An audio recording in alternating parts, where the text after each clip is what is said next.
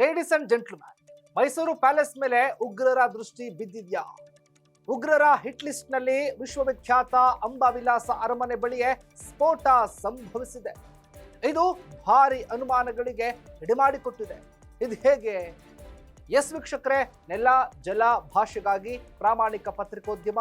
ನೀವು ನೋಡ್ತಾ ಇದ್ದೀರಾ ಫೋಕಸ್ ಟಿವಿ. ನಾನು ಶಿವು ರಾನರಾಪುರ.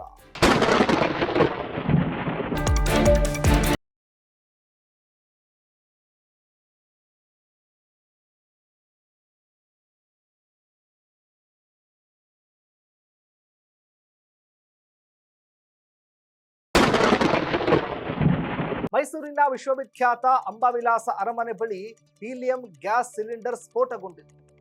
ಈ ಸ್ಫೋಟದಲ್ಲಿ ಇಬ್ಬರು ಸಾವಿಗೀಡಾಗಿದ್ದು, ಮೂವರು ಗಾಯಗೊಂಡಿದ್ದಾರೆ. ಗಾಯಾಳುಗಳಲ್ಲಿ ಇಬ್ಬರು ಮಹಿಳೆಯರ ಸ್ಥಿತಿ ಗಂಭೀರವಾಗಿದೆ.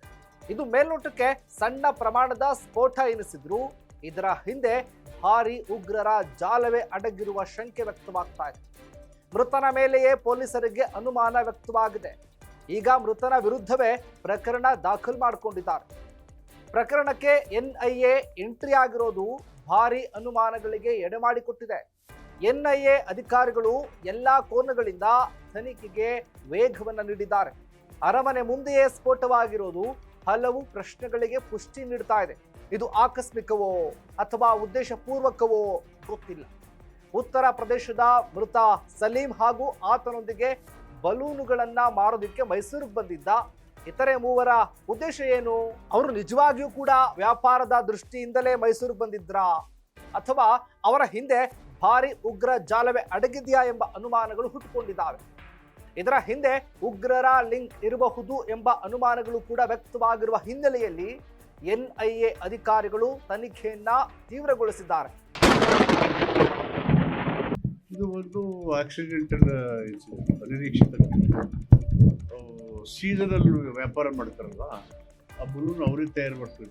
ಹೀಲಿಯಂ ತಯಾರು ಮಾಡಿಬಿಟ್ಟು ಹೊರಗಡೆದಿಂದ ಇಲ್ಲೇ ಗ್ಯಾಸ್ ಇಟ್ಕೊಂಡು ಮಾಡ್ತಿದ್ದು, ಹೀಗಾಗಿ ಅದು ಸ್ಫೋಟ ಆಗಿದೆ. ಹೀಗಾಗಿ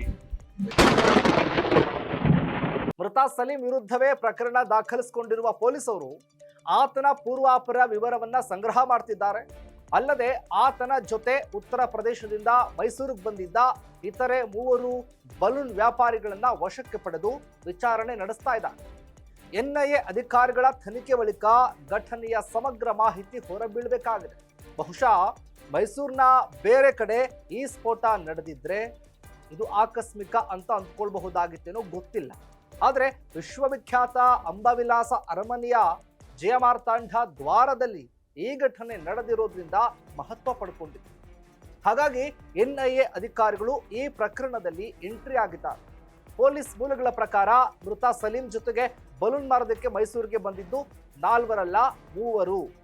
ಆದರೆ ಎನ್ಐಎ ಮೂಲಗಳ ಲೆಕ್ಕಾಚಾರದಲ್ಲಿ ಸಲೀಂ ಜೊತೆ 3 ಬಂದಿದ್ದಾರೆ ಅಂತ ಹೇಳಲಾಗ್ತಾ ಇದೆ. ಹೊರ ರಾಜ್ಯದಿಂದ ನಗರಕ್ಕೆ ಬಂದಿದ್ದ 3 ಯುವಕರು ಮಡ್ಡಿ ಮೊಹಲ್ಲಾದಲ್ಲಿ ವಾಸ ಮಾಡ್ತಾ ಇದ್ರು.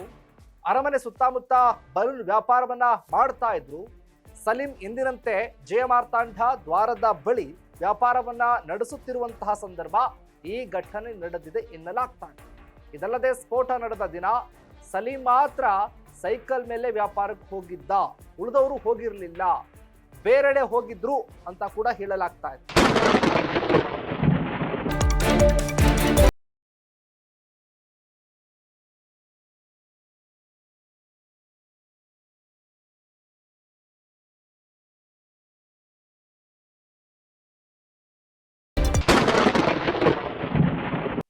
ಗುರುವಾರ ಸಂಜೆ ಸ್ಫೋಟ ಸಂಭವಿಸಿದ್ದು, ಬಲೂನು ಮಾರಾಟ ಮಾಡ್ತಾ ಇದ್ದ ಉತ್ತರ ಪ್ರದೇಶದ ಕನೌಜ್ ಜಿಲ್ಲೆಯ ತೋಫಿಯಾ ಗ್ರಾಮದ 40 ವರ್ಷದ ಸಲೀಂ ಎಂಬಾತ ಸ್ಥಳದಲ್ಲೇ ಸಾವಿಗೀಡಾಗಿದ್ದು 5 ಗಾಯಗೊಂಡಿದ್ದಾರೆ.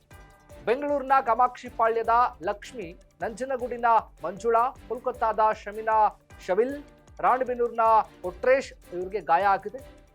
ಸದ್ಯ ಲಕ್ಷ್ಮಿ ಅವರ ಸ್ಥಿತಿ ಗಂಭೀರ ಆಗಿದ್ದು ಆಸ್ಪತ್ರೆಯಲ್ಲಿ ಚಿಕಿತ್ಸೆ ಕೂಡ ಪಡೆದುಕೊಳ್ತಾ ಇದ್ದಾರೆ.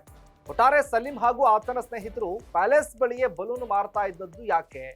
ಅವ್ರು ಬೇರೆ ಜಾಗಕ್ಕೆ ಯಾಕೆ ಹೋಗಲಿಲ್ಲ? ಇದರ ಹಿಂದೆ ಉಗ್ರ ಜಾಲ ಇದೆಯಾ? ಅವ್ರಿಗೆ ಪ್ಯಾಲೇಸ್ ಟಾರ್ಗೆಟ್ ಆಗಿತ್ತಾ? ಅದಕ್ಕಾಗಿನೇ ಅವರು ಅಲ್ಲಿಯೇ ಮಾರಾಟ ಮಾಡ್ತಾ ಇದ್ರಾ? ಬರೀ ಸೈಕಲ್ನಲ್ಲಿ ಬಲೂನ್ ಮಾರಾಟ ಮಾಡೋದಕ್ಕೆ ಯುಪಿಯಿಂದ ಮೈಸೂರಿಗೆ ಬರಬೇಕಾಗಿತ್ತಾ?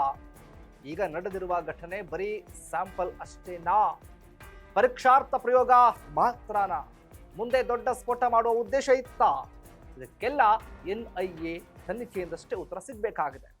ಇದಾಗಿತ್ತು ಫೋಕಸ್ನ ಸ್ಪೆಷಲ್ ರಿಪೋರ್ಟ್. ನೆಲ ಜಲ ಭಾಷೆಗಾಗಿ ನೋಡ್ತಾ ಇರಿ ಫೋಕಸ್ ಟಿವಿ.